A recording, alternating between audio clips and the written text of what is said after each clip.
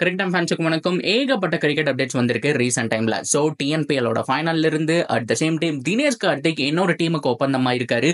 ரொம்ப ரொம்ப முக்கியமா சாம்பியன் டிராஃபியோட பட்ஜெட் என்ன, இந்தியன் டீம்னால தயாராக முடியுமா அப்படிங்கிற கம்ப்ளீட் டீடைல் இந்த வீடியோல பார்த்து தெரிஞ்சுக்கலாம். அதுக்கு முன்னாடி ஃபர்ஸ்ட் டைம் சேனலுக்கு வரீங்கன்னா மறக்காம சப்ஸ்கிரைப் பண்ணி சப்போர்ட் பண்ணுங்க. அப்போ அப்டேட் எல்லாமே எங்களை வந்து சேரும். சரி வாங்க வீடியோக்குள்ள போலாம். சூப்பர் சபால் ரொம்ப ரொம்ப முக்கியமான ஒரு விஷயம் என்ன அப்படின்னா சாம்பியன் டிராஃபி. அதுல இருந்து நம்ம ஸ்டார்ட் பண்ணிடுவோம். ஸோ பிப்ரவரியில நடக்கிறதா சொல்லியிருக்காங்க. ஸோ பிப்ரவரி 8, 9 இதுக்குள்ள சவுத் ஆப்பிரிக்கா T20 எல்லாமே முடிஞ்சிடும். பிப்ரவரியோட எண்டுக்குள்ள ஸோ இந்த கேம் அப்படிங்கறத நடத்தி முடிக்கணும். ஸோ கூடிய விரைவில் அந்த டைம் டேபிள் எல்லாமே போடலாம்பா அப்படிங்கிற மாதிரி பேச்சுவார்த்தை ஒரு பக்கம் போயிட்டு இருக்கு. ஸோ இருந்தாலும் குரூசியலா பட்ஜெட் எவ்வளவு இருக்கும் அப்படிங்கிற மாதிரியான விஷயம் ரீசெண்ட் டைம்ல டிஸ்கஸ் பண்ணிட்டு இருந்தாங்க. ஐசிசி சைட்ல இருந்து சீக்கிரமாவே அனௌன்ஸ் பண்ணுவாங்க அப்படின்னு எக்ஸ்பெக்ட் பண்ணிட்டு இருந்த டைம்ல அனௌன்ஸ் பண்ணிட்டாங்க. 540 கோடிக்கு மேல அவங்க வந்துட்டு இன்வெஸ்ட் பண்ணியிருக்காங்க. ஸோ இந்த ஒரு டோர்னமெண்ட் ஒரு சின்ன டோர்னமெண்டாவே இருந்தாலும் 50 ஓவர் ஃபார்மேட்டுக்கான கிக்கே கொஞ்சம் தனி தான். நான் ஆல்ரெடி சொல்லியிருந்தேன் 50 ஓவர் ஃபார்மேட் அப்படிங்கிறது வேற மாதிரியான ஒரு டோர்னமெண்ட்டுங்க. எப்ப வேணாலும் கம்பேக் கொடுக்கலாம். உண்மையாலுமே T20 விட டெஸ்ட்டை விட 50 ஓவர் ஃபார்மேட் நல்லா நோட் பண்ணி பாத்தீங்கன்னா தெரியும். எப்ப வேணாலும் கம்பேக் கொடுக்கக்கூடிய ஒரு டோர்னமெண்ட் தான். ரெண்டு டீமுமே பெட்டரா பண்றதுக்கான சான்ஸ் அப்படிங்கிறது ஹைலி பாசிபிள். ஸோ அப்படி பார்க்கும்போது ஸ்ரீலங்கா கூட நீங்க பார்த்திருப்பீங்க 97-0 அப்படின்னு இந்த இந்தியன் டீம் 240 சேஸ் பண்ண முடியாம தோத்து போனது நம்மளால பார்த்தோம்.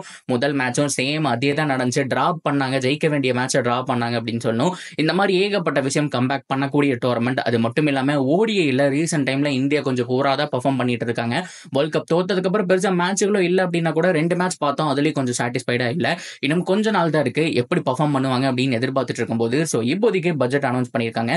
பட் இருந்தாலும் பாகிஸ்தான் தானா அப்படிங்கிறது இன்னும் 100% ஸ்வாரா அவங்க சொல்லல. ஸோ எங்க வேணாலும் நடக்கிறதுக்கான சான்ஸ் இருக்கு. பாகிஸ்தான் தான் சொன்னாங்க. பட் இருந்தாலும் இந்தியன் டீம் நாங்க அங்க போய் விளையாடுறதுக்கு விருப்பம் இல்லைங்கிற மாதிரி அரசல் புரிசலா ஒரு நியூஸ் அப்படிங்கிறது லீக் ஆச்சு. 100% ஸ்வாரான்னு தெரியல. ஸோ அதுக்கப்புறம் என்ன நடக்க போகுது அப்படிங்கிறத பொறுத்து வந்து பார்க்கலாம். ஸோ பாகிஸ்தானா இருக்கும், அப்படி இல்லைன்னா UAE மாத்தி போட்டுருவாங்கிறதுலையும் எந்த விதமான மாற்றம் கிடையாது.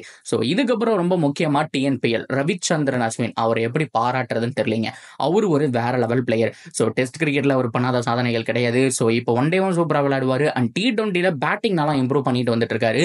நிறைய வேரியேஷன் தினம் புதுசா என்னப்பா பண்ண முடியும், நம்மளுடைய ஃபேவரட் கேம் கிரிக்கெட்ல என்ன பண்ண முடியும் அப்படிங்கிற மாதிரி யோசிச்சுட்டே இருக்கக்கூடிய ஆள். அப்படி இருக்கக்கூடிய மனுஷன் இன்டர்நேஷனல் விளையாண்டு அப்படியே போயிட்டு இருக்கலாம். ஆனா டிஎன்பிஎல் எங்க நான் தொடங்கணும். ஸோ அது மட்டும் இல்லாம என்னுடைய நாடு. ஸோ இந்த கேமை நான் விட்டு கொடுக்க கூடாது அப்படிங்கறதுக்காக வந்தாரு. ஸோ பட்டத்தையும் அடிச்சுட்டு சென்றாருங்கிற மாற்றம் கிடையாது. ஆரம்பத்துல என்னையா டீம் அப்படிங்கிற மாதிரி தான் இருந்துச்சு. ஆனா அவர் கைட் பண்ணி கொண்டு போன விதமா இருக்கட்டும். ஸோ ஏகப்பட்ட ரொம்ப குரூசியலான பிளேயர்ஸ் எல்லாம் கொஞ்சம் மாத்திக்கிட்டே இருந்தாரு. ஸோ ஃபைனல் மேட்ச்ல ஒரு நியூ ஃபீல்டரை உள்ள கொண்டு வந்தது. அவரு ஜான்டி ரோஜுக்கு சமம் சொல்லி அவரை பிரைஸ் பண்ணி அவருக்கு ஒரு கான்பிடன்ஸ் கொடுத்து உள்ள வர வச்சது. அவரு 2-3 கேட்ச் எடுத்து மேட்சே வந்துட்டு திருப்பி போட்டாங்கன்னு சொல்லணும். லைக்கா கோவை கிங்ஸ் உண்மையாலுமே செம்ம பவர்ஃபுல்லான ஒரு டீமுங்க.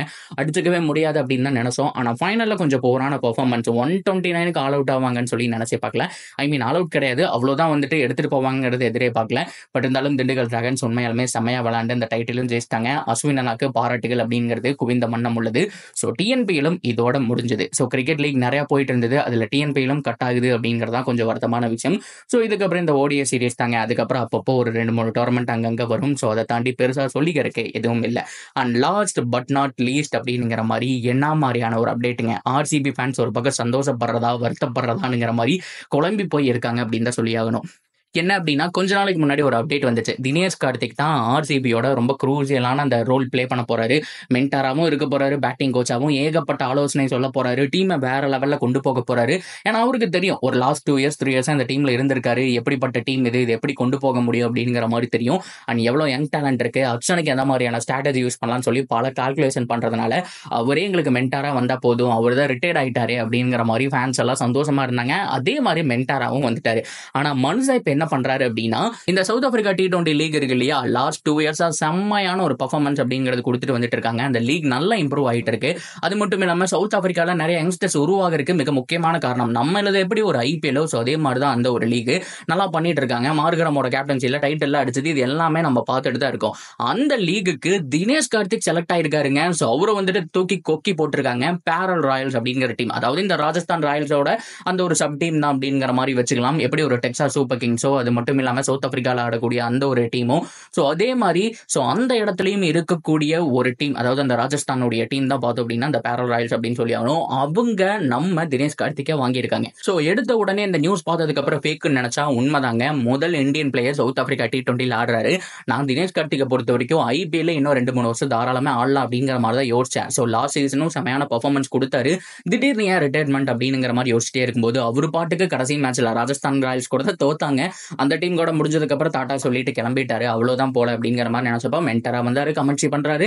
ஸோ கிரிக்கெட் லைஃப் அப்படியே முடிச்சுக்கிட்டாருன்னு பார்த்தப்போ அப்படிலாம் நீங்க முடிவு பண்ணியிருக்க கூடாது தம்பி அப்படிங்கிற மாதிரி பயங்கரமா கம்பேக் கொடுத்திருக்காருங்க. உண்மையாலுமே பாராட்ட வேண்டிய விஷயம். ஸோ அவருக்கு அந்த ஸ்கில் இருக்கு, ஆடலாம். ஆனா RCBக்கு கொஞ்ச நாள் ஆடி இருக்கலாம், அப்படி இல்லைன்னா ஆப்ஷன்ல போய் வேற ஏதாவது டீமுக்கு கூட ஆடி இருக்கலாம் அப்படிங்கிறதா என்னுடைய எண்ணம். ஸோ IPL இருந்து ரிட்டையர் ஆனது கொஞ்சம் வருத்தமா தாங்க இருக்கு. இதை பார்த்ததுக்கு அப்புறம் கிரிக்கெட்டே ஆடாம இருந்து எதுவும் தெரியாது, இப்போ அங்க வேற போய் தடால் புடால்னு 2-3 சிக்ஸ் எல்லாம் அடிச்சாருன்னா நமக்கும் இன்னும் ஆடி இருக்கலாமே அப்படிங்கிற மாதிரி தானே தோணும். ஸோ தினேஷ் கார்த்திகை பொறுத்த வரைக்கும் SA T20 ஆட போறாரு அப்படிங்கிறதாங்க ரொம்ப ரொம்ப குரூசியலான ஒரு விஷயம். உண்மையாலுமே வாழ்த்துக்கள் அப்படிங்கிற மாதிரி சொல்லிக்கலாம். ஒரு பக்கம் RCB ஃபேன்ஸ் என்ன யோசிச்சுட்டு இருக்காங்க அப்படின்னா இதே மாதிரி தான், நான் சொன்ன மாதிரி தான். ஒன்னு RCBக்கே இன்னும் 2 வருஷம் ஆடி இருக்கலாம், இல்லைன்னா அக்ஷன் போயிருக்கலாம். ஸோ அங்க ஆடுறாரே நமக்கு ஆட மாட்டேறாருப்பா அப்படிங்கிற மாதிரி ஏகப்பட்ட RCB ஃபேன்ஸ் வந்துட்டு அந்த போஸ்ட்டுக்கு கீழே கமெண்ட் பண்ணிட்டு இருக்காங்க. ஸோ எனிவே அவருடைய நியூ ஜேர்னி வந்துட்டு ஸ்டார்ட் ஆகுது. ஸோ அவருடைய கிரிக்கெட்டோடைய லைஃபோட எண்டுக்கு வந்துட்டாரு. ஸோ கிரிக்கெட் வாழ்க்கை வந்துட்டு இன்னும் 2 வருஷம் 3 வருஷம் ஆடுவாரு அப்படிங்கிற மாதிரி தான் தோணுது. அப்படி இருக்கும்போது அரௌண்ட் த வேர்ல்டு இருக்கக்கூடிய இந்த மாதிரி குட்டி குட்டி லீக் எல்லாம் ஆடலாம் அப்படிங்கிற மாதிரி யோசிக்கிறாரு என்னமோ தெரியல. உண்மையாலுமே நல்ல ஒரு ஒப்பந்தம் அப்படிங்கிற மாதிரி நான் நினைக்கிறேன். ஸோ இவ்வளோதான் இன்றைய நாளுடைய அப்டேட். ஸோ எல்லாமே வந்துட்டு கவர் பண்ணிட்டேன்னு நினைக்கிறேன். ஸோ நீங்க என்ன நினைக்கிறீங்களோ தாராளமாக கமெண்ட்லாம் சொல்லுங்க. அந்த தொடர்ந்து அப்டேட்டுக்கு சேனலோட நினைச்சிருங்க, மறக்காம சப்ஸ்கிரைப் பண்ணி சப்போர்ட் பண்ணுங்க.